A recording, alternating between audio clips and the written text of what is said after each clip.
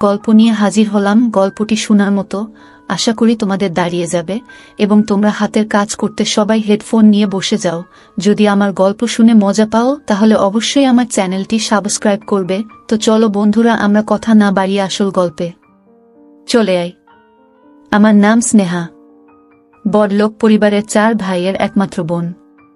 বাবা মা অনেকদিন আগেই এই পৃথিবী ছেড়ে চলে গেছেন, কিন্তু আমার দাদারা আমাকে বাবা মায়ের অভাব কোনোদিন বুঝতে দেয়নি। আমি এত আদর আর ভালোবাসায় বড় হয়েছি যে তারা কোনো কিছুর অভাব কোনোদিন বুঝতে দেয়নি আমাকে। আমি যা চেয়েছি তাই সাথে সাথে পেয়েছি। আমার বড় দাদা গ্রামের নাম করা মানুষ ছিলেন, আর ছোট 2 দাদা বিদেশে পড়তে গিয়েছিল, কিন্তু আমার পড়াশোনা করতে ইচ্ছে হতো না। আরেক ভাই গ্রামে ডাক্তারি করত। আজকাল দেখি ছেলে হোক বা মেয়ে, সবারই মোবাইল আছে, তাই আমি আমার দাদার কাছে একটা স্মার্টফোন চাইলাম। আমার বড় দাদার সাথে সাথে আমাকে একটা নতুন স্মার্টফোন কিনে দিলেন। এটা পেয়ে আমি অনেক খুশি। আমি অনেক সুন্দরী, তাই নিজের ছবি তুলে ফেসবুকে পোস্ট করতাম, আর অনেক লোকে আমার ছবিতে লাইক এবং কমেন্ট করত। লোকজন আমাকে অনেক পছন্দ করতে শুরু করেছে। একদিন আমি সোশ্যাল মিডিয়ায় অভিষেক নামে একটি ছেলের সাথে কথা বলি। সে অনেক বুদ্ধিমান, ও আমাকে বুঝিয়েছিল যে ছবি ফেসবুকে আপলোড করা ঠিক না। তারপরে সোশ্যাল মিডিয়া থেকে আমার সব ছবি ডিলিট করে দিয়েছি। আস্তে আস্তে অভিষেকের সাথে আমার বন্ধুত্ব বাড়তে থাকে এবং আমাদের বন্ধুত্ব কখন ভালোবাসায় পরিণত হয় বুঝতেই পারিনি। তার সাথে প্রতিদিন ফোনে কথা বলতাম আর ঘন্টার পর ঘন্টা গল্প করতাম। আমি গ্রামের মেয়ে আর অভিষেক শহরের ছেলে, আমরা দুজনেই একে অপরের ভালোবাসায় পড়েছি। একদিন আমি জানতে পারলাম আমার দাদা গ্রামের উকিলের সাথে আমার বিয়ে ঠিক করেছেন, কিন্তু আমি অভিষেককে ভালোবাসি, তাই অন্য কাউকে বিয়ে করব কিভাবে? আমি আমার বৌদিকে অভিষেকের কথা বললাম। যখন বৌদি দাদাকে বলল অভিষেককে আমি ভালোবাসি, তখন দাদা আমার হাত থেকে মোবাইলটা নিয়ে নিল, আমাকে বলে ওই ছেলের সাথে কথা বলবি না, ফেসবুক দেখে কারোর সাথে ভালোবাসা করা ঠিক না। এই ধরনের মানুষরা সব সময় খারাপ হয়, যারা মেয়েদেরকে ভালোবাসার জালে ফেলে প্রতারণা করে। কিন্তু অভিষেক এরকম না। আমি দাদাকে বোঝানোর অনেক চেষ্টা করেছি, কিন্তু দাদা আমার কোনো কথা শোনেননি। দাদা আমাকে অভিষেককে ভুলে যেতে বলেছিলেন, কিন্তু আমি ভুলতে পারিনি। একথা আমি অভিষেককে বললে অভিষেক আমাকে বাড়ি থেকে পালিয়ে যেতে বলে। আমি দাদাকে অনেক বোঝানোর চেষ্টা করেছি, কিন্তু দাদা বোঝেননি। তাই একদিন রাতের অন্ধকারে বাড়ি থেকে পালিয়ে অভিষেকের দেওয়া ঠিকানায় পৌঁছাই। অভিষেকের সাথে দেখা হওয়াতে আমি অনেক খুশি, কারণ অভিষেককে প্রথমবার দেখেছি। আমাকে দেখে অভিষেকও অনেক খুশি। অভিষেকের পরিবারে কেউ নেই, ও একটা ভাড়া বাড়িতে থাকে।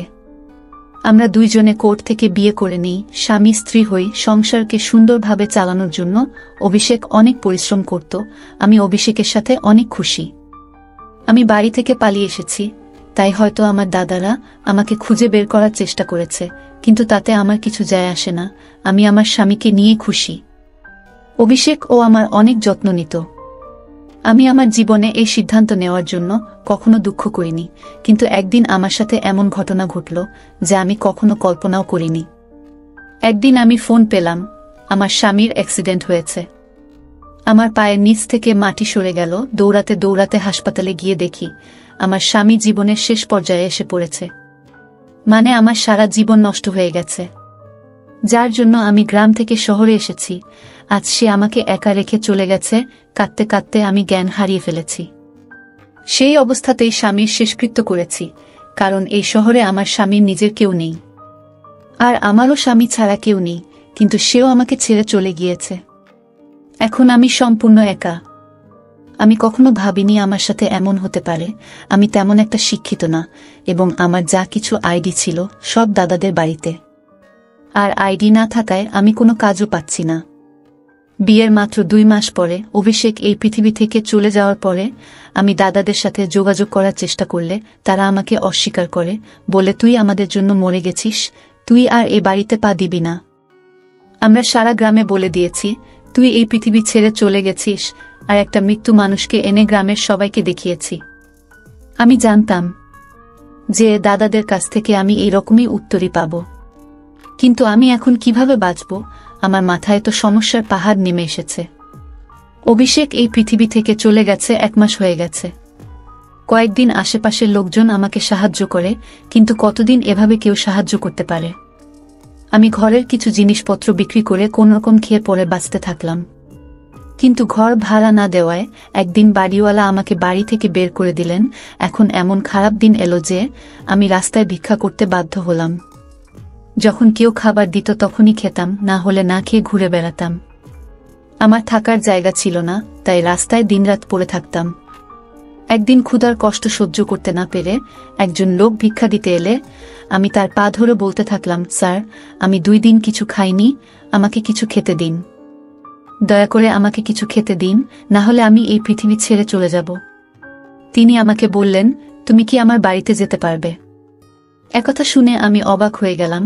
তিনি বলতে থাকলেন, আমার বউ এই পৃথিবী ছেড়ে চলে গেছেন, আমার একটি ছেলে আছে, বয়স 4 বছর। আমি চাই তুমি আমার ছেলের দেখাশোনা করো। যদি তুমি তার দেখাশোনা ঠিকমতো করতে পারো, তাহলে আমি তোমাকে থাকা খাওয়া সব দেব এবং তুমিও বেঁচে যাবে। যাই হোক, আমার জীবন অনেক কষ্টে চলছিল, আমার থাকার কোনো জায়গাও নেই। বাড়িওয়ালাও বাড়ি থেকে বের করে দিয়েছিলেন। এখন কেউ খাবার দিলে খাই, না দিলে না খেয়ে থাকি। তাই আমি সাথে সাথে রাজি হয়ে লোকটির সাথে তার বাড়িতে গেলাম। বাড়িটা অনেক বড় এবং সে অনেক বড় লোক। ওই বাড়িতে উনি ছাড়া একটা ছোট বাবু ছিল, যার বয়স মাত্র 4 বছর। উনি আমাকে খাবার খেতে দিলেন আর বললেন, তুমি মন ভরে খাও। প্রথমে তো আমি মন ভরে খাবার খেলাম। খাবার খাওয়ার পরে তিনি আমাকে বললেন, তুমি এই বাড়িতে আরামে থাকতে পারো, এখানে তোমার কোনো সমস্যা হবে না। এই বাড়িতে শুধু আমি আর আমার ছেলেই থাকি। এইবার তুমি বলো, তুমি কে? আমি বললাম, আমার নাম স্নেহা এবং আমি অনেক ধনী পরিবারের মেয়ে ছিলাম। আমি আমার 4 ভাইয়ের একমাত্র বোন। আমি ফেসবুকে একটি ছেলের প্রেমে পড়ে গ্রাম ছেড়ে এখানে আসার পর আমাদের জীবন সুখেই চলছিল। তারপরে একদিন আমার স্বামী দুর্ঘটনায় এই পৃথিবী ছেড়ে চলে গেলেন। আমার উপরে আকাশ ভেঙে পড়ে এবং আমাকে রাস্তার ধারে ভিক্ষা করতে বাধ্য হতে হয়। 2 দিন কিছুই খেতে পাইনি আমি, তাই আপনার পায়ে পড়ে মিনতি করেছিলাম। আপনি আমাকে সাহায্য না করলে আমি না খেয়ে শেষ হয়ে যেতাম। লোকটি তখন বললেন, তুমি আমার বোনের মতো, তুমি এখানে থাকতে পারো, কিন্তু বিনিময়ে তোমাকে আমার ছেলের দেখাশোনা করতে হবে। আমার বউ এই পৃথিবী ছেড়ে চলে গেছে, তাই আমি ছেলের যত্ন নিতে পারছি না। আমার একটা কাজের মেয়ে দরকার, যে তাকে মায়ের মতো মানুষ করতে পারে। তিনি আমাকে তার ছেলের সাথে পরিচয় করিয়ে দিয়ে বললেন, এটা আমার ছেলে এবং এর নাম আকাশ। এর জন্মের পরপরই এর মা পৃথিবী ছেড়ে চলে গেছে। আমি কোলে নিয়ে তাকে আদর করতে থাকলাম। আমি ভাবতে থাকলাম, আজ যদি আমার ছেলে থাকতো, তাহলে সেও এর মতো হতো। আমিও বিয়ের 1 মাস পরে মা হতে চলেছিলাম, কিন্তু আমার একটা সমস্যা হয়, তাই আমি মা হতে পারিনি। আমি আপনাকে কথা দিচ্ছি যে আমি একে নিজের ছেলের মতো মানুষ করব। আমি আকাশের যত্ন করে অনেক আনন্দ পেতাম। আমার একমাত্র দায়িত্ব ছিল আকাশের যত্ন নেওয়া, তাকে সময় মতো খাওয়ানো, সময় মতো ঘুম পাড়ানো, তার পোশাকগুলো পরিবর্তন করা ইত্যাদি। বাকি সব কাজ করার জন্য অন্য লোক ছিল। একদিন সকালে ঘুম থেকে উঠে দেখি আকাশ বিছানায় নেই। আমি উঠে বাইরে এসে মালিককে জিজ্ঞেস করলাম, আকাশ কোথায়? সে তার বিছানায় নেই কেন? বাড়ির মালিক বললেন, সন্ধ্যার মধ্যেই ও বাড়ি ফিরে আসবে। আমি তাকে জিজ্ঞেস করলাম, আকাশ কোথায় গেছে আর সন্ধ্যা বেলা কোথা থেকে ফিরবে? কিন্তু তিনি আমার কথার কোনো উত্তর দিলেন না। তিনি বাড়ির মালিক, তাই আমি তাকে খুব বেশি কথা বলতে পারিনি, কারণ সে যদি আমাকে বাড়ি থেকে বের করে দেন, তাহলে আমি কোথায় যাব? প্রতিদিন সন্ধ্যায় আকাশ বাড়িতে আসত। রাতে ঘুমানোর পর সকালে ঘুম থেকে উঠলে দেখি আকাশ তার বিছানায় নেই, কিন্তু সন্ধ্যায় সে ফিরে আসত। যখনই আমি মালিককে আকাশের কথা জিজ্ঞেস করতাম, তিনি কোনো উত্তর দিতেন না এবং বলতেন, তুমি এইসব বিষয় থেকে দূরে থাকো, তার সম্পর্কে অত কিছু তোমার জানার দরকার নেই। তোমার কাজ কেবল তার যত্ন নেওয়া এবং তাকে ভালো করে লালন পালন করা, তাই তোমাকে যে কাজ দেওয়া হয়েছে তুমি শুধুমাত্র তাই করো। তারপর থেকে মালিককে জিজ্ঞাসা করা বন্ধ করে দিয়েছি।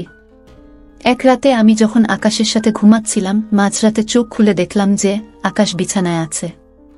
আমি দেখার জন্য জেগে থাকলাম, কিন্তু কখন যে ঘুমিয়ে পড়েছি বুঝতেও পারিনি আমি। এবং সকালে প্রতিদিনের মতো আকাশ বিছানায় নেই। বাইরে বেরিয়ে কোথায় ওকে দেখতে না পেয়ে রুমে ফিরে এলাম। এর আগে কখনো ভাবিনি মালিক কি কাজ করেন। আমি শুধু আমার কাজ নিয়ে ব্যস্ত থাকতাম। এই বাড়িতে সব পাচ্ছিলাম, তাই বেশি কিছু ভাবিনি। কিন্তু একদিন কাজের মহিলাকে জিজ্ঞেস করলাম যে মালিক কি কাজ করেন। তখন সেই কাজের মেয়েটি আমাকে বলল যে তিনি একজন পুলিশ ইন্সপেক্টর। অবাক হয়ে আমি ভাবতে থাকলাম আমি একজন পুলিশ অফিসারের বাড়িতে। একদিন দেখলাম একটি ফাইল মালিকের টেবিলে রাখা। আমি সেটি তুলে নিয়ে ভিতরে রাখতে যাচ্ছিলাম, হঠাৎ করে সেই ফাইলটা আমার হাত থেকে পড়ে, ওর ভিতর থেকে অনেক কাগজ বেরিয়ে পড়ে। আমি সেই কাগজগুলো গোছাতে গেলে সেখানে একটা ছবি দেখে আমি অবাক হয়ে গেলাম। আমি অবাক হয়ে ভাবলাম আমার স্বামীর ছবি এখানে কেন। আমি ভাবলাম মালিক যদি জানতে পারে আমি এই ছবিটি দেখেছি বা আমি এই ছবির লোকটির স্ত্রী, তাহলে মালিক আমার কি অবস্থা করবে। ভয়ে তাই তাড়াতাড়ি সবকিছু গুছিয়ে ফাইলটি মালিকের ঘরে রেখে ফিরে এলাম। এখন আমার ভয় করতে থাকলো এবং সবচেয়ে বড় বিষয় ভীষণ টেনশনে পড়ে গেলাম, কিন্তু তবুও আমি এখান থেকে যেতে পারিনি, কারণ এই বাড়িটা ছাড়া আমার আর কোনো থাকার জায়গা নেই। এছাড়া আমি আকাশকে নিজের ছেলের মতো ভালোবাসি। তাছাড়া এই ছবির রহস্যটাও জানতে চাই, এই পুলিশ লোকটা কিভাবে ছবিটা পেল। আমি ভাবলাম আমার দাদারা অভিষেককে খুঁজে বের করার জন্য এই পুলিশ অফিসারের কাছে কেস ফাইল করতে পারে, কিন্তু দাদারা কখনো অভিষেককে দেখেনি। মনের মধ্যে অদ্ভুত অদ্ভুত সব ভাবনা আসছিল, কিন্তু মালিককে জিজ্ঞেস করার সাহস পেলাম না। 4 মাস হয়ে গেল আমি এখানে আছি। বাবুটি আমাকে মা বলে ডাকতে শুরু করেছে, কিন্তু এতে মালিকের কোনো আপত্তি নেই। তারপর মালিক আমাকে একটা মোবাইল দিয়ে বলল, তোমার সাথে কথা বলার দরকার হতে পারে, তাই এটা রাখো। একদিন আমার মোবাইলে একটা ফোন আসে, আমি কাজে ব্যস্ত ছিলাম তাই কল ধরতে পারিনি। পরে মোবাইলের দিকে তাকাতেই একটা অচেনা নাম্বার ভেসে উঠল। আমি খুব একটা পাত্তা দিলাম না। কিছুক্ষণ পরে সেই নাম্বার থেকে একটা মেসেজ এলো, তাতে লেখা ছিল, স্নেহা তুমি কেমন আছো। অনেক অবাক হলাম, ভাবলাম হয়তো এখানকার কোনো কাজের মেয়ে আমার সাথে মজা করছে, তাই আমি ওই মেসেজের রিপ্লাই দেইনি। এরপর প্রতি রাতে এই নাম্বার থেকে মেসেজ আসতে থাকে। মেসেজে নানা রকমের কথা, আমার পুরানো জীবন এবং মাঝে মাঝে আমার দাদাদের সম্পর্কে বিভিন্ন কথা। আমার স্বামী একমাত্র ব্যক্তি ছিলেন যিনি আমার সম্পর্কে এইসব কথা জানতেন। আমার সাথে যা ঘটছে তাতে আমি ভয় পেয়ে গেলাম। জানি না কে সে আর কেন সে আমাকে বিরক্ত করছে। সে বলতো, তুমি আমাকে তোমার বন্ধু মনে করতে পারো, তোমার কোনো সমস্যা হলে আমাকে মেসেজ করে জানিও, আমি তোমার সব সমস্যার সমাধান করে দেব। কিন্তু আমি ভয় পেয়ে নাম্বারটি ব্লক করে দিলাম। তারপরে সে আমাকে নতুন নতুন নাম্বার দিয়ে মেসেজ করতে শুরু করে। আমি যত নাম্বার ব্লক করি সে তত নতুন নাম্বার দিয়ে আমার সাথে কথা বলার চেষ্টা করত। সে এমন এমন কথা বলতো যে আমি টেনশনে পড়ে যেতাম। যাই হোক, আস্তে আস্তে আমি তাকে বিশ্বাস করতে শুরু করি এবং তার সাথে কথা বলতে শুরু করি। আমার যে কোনো সমস্যা তার সাথে শেয়ার করি। সে আমার পুরনো জীবনের কথা বলে, আমার সাথে মজা করে। যখন আমি তাকে জিজ্ঞাসা করতাম সে আমার সম্পর্কে এসব কথা কিভাবে জানল, সে আমার প্রশ্নের কোনো উত্তর দিত না, কিন্তু নিজের সম্পর্কে বলতো যে তিনি অবিবাহিত এবং এই পৃথিবীতে তার কেউ নেই। আমারও এই পৃথিবীতে কেউ ছিল না, তাই আমাদের ভালো বন্ধুত্ব হয়ে গেল। আমি চেষ্টা করতাম কারো সামনে তার সাথে কথা না বলতে, সেজন্য আমি তাকে বলেও ছিলাম যে আমি কারো সামনে তার সাথে কথা বলতে পারবো না। সে বলল, ঠিক আছে, রাতে সবাই যখন ঘুমাবে তখনই কথা বলবো। এখন আমরা অনেক রাত পর্যন্ত গল্প করতাম। অনেক রাত পর্যন্ত গল্প করার কারণে ঘুম ভাঙতে দেরি হতো। সকালে ঘুম থেকে উঠে আকাশকে দেখতে পেতাম না। আমি তার সাথে এ বাড়ির বিষয়ে কোনো কথা বলতাম না, কারণ আমি এই বাড়ির নুন খাচ্ছিলাম। আর সে কে তাকে আমি চিনতাম না। সে আমাকে নিজের সম্পর্কে যা বলেছিল তা সত্যি কিনা জানি না। এটা আমার জন্য শুধু সময় পার করা। সারাদিন একা একা বিরক্ত হতাম। আকাশও সন্ধ্যায় বাড়ি ফিরত, আর কাজের মেয়েরা ঘরের সব কাজ করত, তাই ওর সাথে কথা বলে সময় পার করতাম। 2-3 দিন ধরে ও আমাকে বলতো আমার সাথে দেখা করতে চায়, কিন্তু আমি তার সাথে দেখা করতে রাজি হতাম না। তাই সে বলতো সে আমার সাথে দেখা করতে আমি যেখানে থাকি সেখানে আসবে। একদিন সন্ধেবেলা আকাশ বাড়িতে আসার পর মালিক আমাকে সন্ধ্যার খাবারের ব্যবস্থা করতে বললেন, কারণ আমার বেস্ট ফ্রেন্ড অনেকদিন পর আমার বাড়িতে আসছে। তাই আমি চাই তুমি নিজের হাতে তার জন্য ভালো ভালো খাবার তৈরি করো। আমি মালিককে বললাম, ঠিক আছে। আমি অনেক খাবার তৈরি করে রাখলাম। ও কয়েক ঘন্টা পরে শুনতে পেলাম বাইরে কেউ কথা বলছে। তাই চা জলখাবার নিয়ে নিচে এলে নিচে হলরুমে বসে থাকা লোকটাকে দেখে আমার পায়ের নিচ থেকে মাটি সরে গেল। আমি অবাক হয়ে বোঝার চেষ্টা করছি, কিন্তু বুঝতে পারছি না। কিছুক্ষণ পরে আমি জ্ঞান হারিয়ে ফেলি। যখন আমার জ্ঞান ফিরল, তখন আমি আমার বিছানায় শুয়ে মালিক এবং সেই লোকটি আমার বিছানার কাছে দাঁড়িয়ে। লোকটি আর কেউ নয়, আমার স্বামী অভিষেক, যার শেষকৃত্য আমি নিজে দাঁড়িয়ে থেকে দেখেছি। আমি অবাক হয়ে অভিষেকের দিকে তাকিয়ে আছি। আমি বিশ্বাস করতে পারছি না যে সে আমার সামনে জীবিত দাঁড়িয়ে আছে। অভিষেকও আমার দিকে এমন করে তাকিয়েছিল এবং তার চোখে পানি দেখতে পাচ্ছি। অভিষেক আমাকে বলল, স্নেহা, বিশ্বাস করো, আমি তোমার অভিষেক, যে তোমাকে অনেক ভালোবাসে। দেখ, আমি বেঁচে আছি। এই বলে সে আমার কাছে বসল। আমারও চোখে পানি। আমি তাকে ছুঁয়ে দেখলাম। তারপরে নিশ্চিত হলাম যে সে সত্যিই জীবিত এবং আমার সামনে বসে আছে।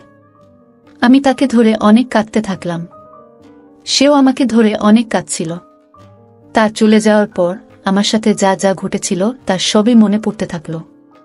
আমি অভিষেককে জিজ্ঞেস করলাম, তুমি যদি বেঁচেই ছিলে, তাহলে কে সে ব্যক্তি যার শেষকৃত্য আমার চোখের সামনে হয়েছিল এবং যার মৃতদেহ আমি দেখেছি, সে কে? আমি অভিষেককে আরও বললাম, তুমি জানো যে তুমি ছাড়া এই পৃথিবীতে আমার কেউ নেই, তাহলে এতদিন আমার থেকে দূরে ছিলে কেন? আমি বলছিলাম আর কাঁদছিলাম। তখন অভিষেক বলল, এটা অনেক বড় বিষয়, অনেক রহস্য আছে যা শুনলে তুমি অবাক হয়ে যাবে। আজ আমি তোমাকে একে একে সব রহস্য বলতে চাই। তুমি যে রং নম্বরে কথা বলতে, সেটা আর কেউ নয় আমি তোমাকে বলেছিলাম যে আমি তোমার সাথে তোমার বাড়িতে দেখা করব। দেখো, আমি এখানে এসেছি। তখন আমার খেয়াল হলো যে ছেলেটা আমার সাথে কথা বলতো, সে আমার সম্পর্কে এসব কথা জানতো কিভাবে, যা আমি আর আমার স্বামী ছাড়া কেউ জানত না। কিন্তু অভিষেক যে বেঁচে থাকতে পারে, সেটা কখনোই ভাবিনি। অভিষেককে বললাম, তুমি বেঁচে থাকলে এতদিন কোথায় ছিলে? আমি সবকিছু জানতে চাই। অভিষেক বলল, আমি তোমাকে সব কথা বলবো। তুমি যখন বাড়ি ছেড়ে এখানে এলে আর আমাদের বিয়ে হলো, কয়েকদিন পরে তোমার দাদারাও এখানে এসে আমাদের সম্পর্কে সব তথ্য নিয়ে যায়। যদিও তারা গ্রামের সকলের কাছে বলেছিল যে তুমি অ্যাক্সিডেন্ট করে এই পৃথিবী ছেড়ে চলে গেছ। এমনকি তারা একটা মৃত্যু মানুষকে নিয়ে সকলের কাছে প্রমাণ করে যে তুমি সত্যিই এই পৃথিবী ছেড়ে চলে গেছ।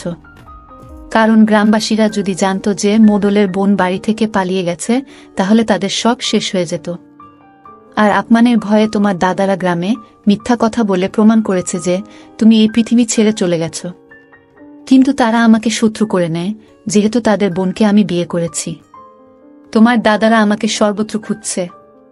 একদিন তোমার দাদারা আমার মোবাইল নম্বর জানতে পেরে আমাকে ফোন